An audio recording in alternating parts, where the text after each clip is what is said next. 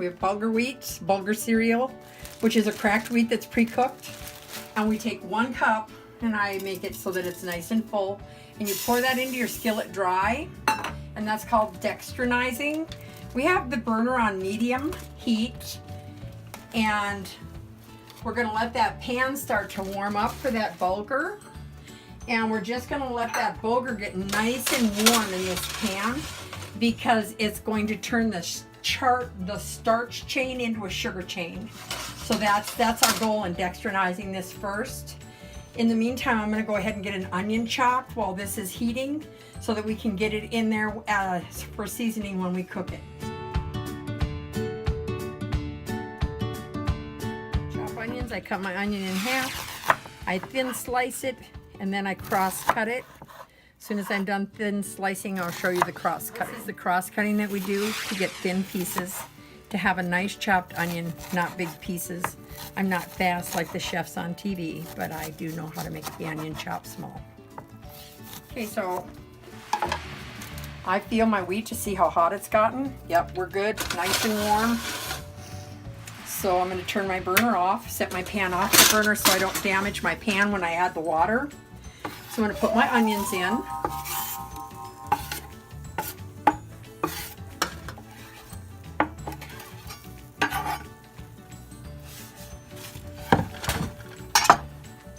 And then I want to put in,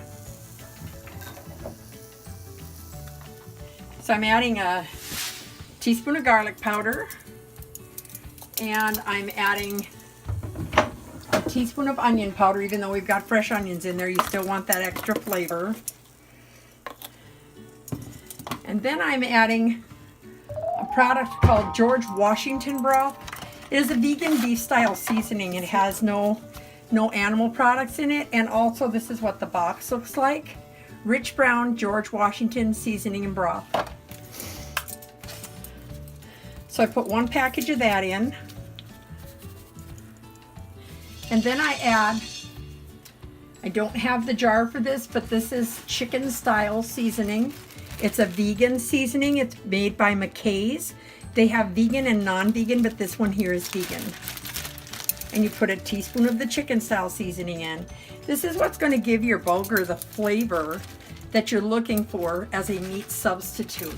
Bulgar already has the texture, and we're going to put in a tablespoon of parsley flakes. Now we're going to add 2 cups of hot water.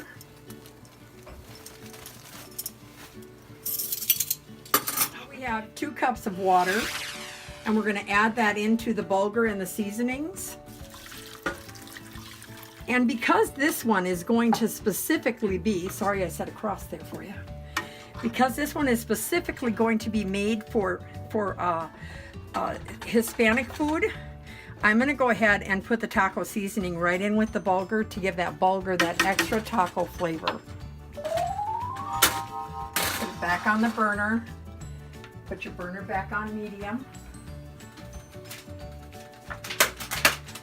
And I have the Taco Bell brand taco seasoning, but if you don't want a commercial brand, there are recipes online you can get to do vegan, made from home, from your own spices, taco seasoning at the level you want.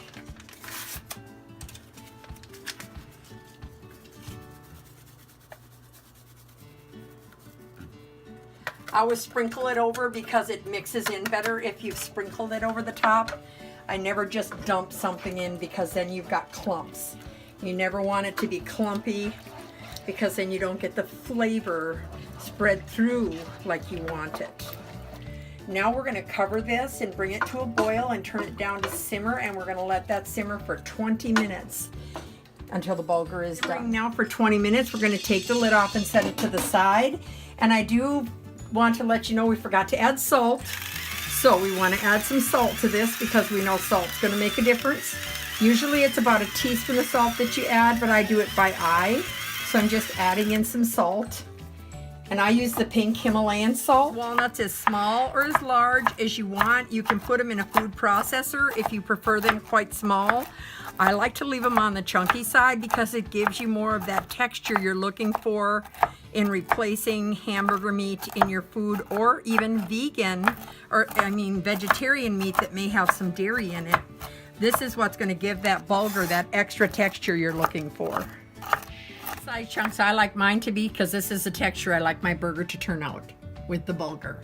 You can make it smaller, you can leave them larger, it's up to you. And now we're going to add our 2 cups of chopped walnuts. We're going to pour that in, and we're going to mix that in with the cracked wheat, the bulgur cereal I should say. Sorry. And we're going to go ahead and get that mixed in really well.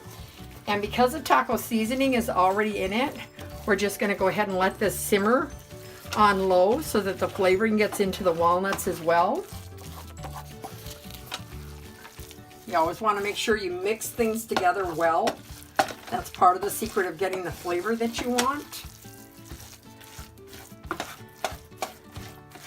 And I'm going to take a little spoon here and just taste just a little bit of this to make sure we've got the right amount of seasoning.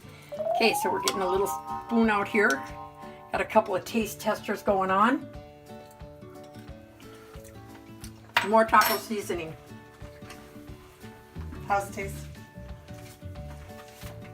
It needs more, doesn't it? It needs more seasoning. Yep. It's close. We're going to put another package of the Taco Bell taco seasoning mix in. And you evenly spread it. Yes, always spread it out evenly so that you're not biting clumps. That way you get your seasoning mixed in right. And I'm going to add about another cup of water. Smells delicious. It's just amazing. Tastes good. And I can't believe it's all vegan. I love it. So we've got that extra cup of water in there now. And we're going to go ahead and stir that in and leave this on simmer. I wish you could smell this. It's amazing. The smell here is absolutely amazing. Makes me want to sit down and make tacos right now. The smell is awesome. So now we're going to cover that and let that simmer right for about another 10 or 15 minutes so that that taco seasoning gets mixed in really well. All right, we now have the finished product of our taco meat, and it is ready to go into tacos, casseroles, whatever you want to use it for. You can store it in the refrigerator for up to a week, but you can also package it down, put it in the freezer, and take it out and use it as you need it.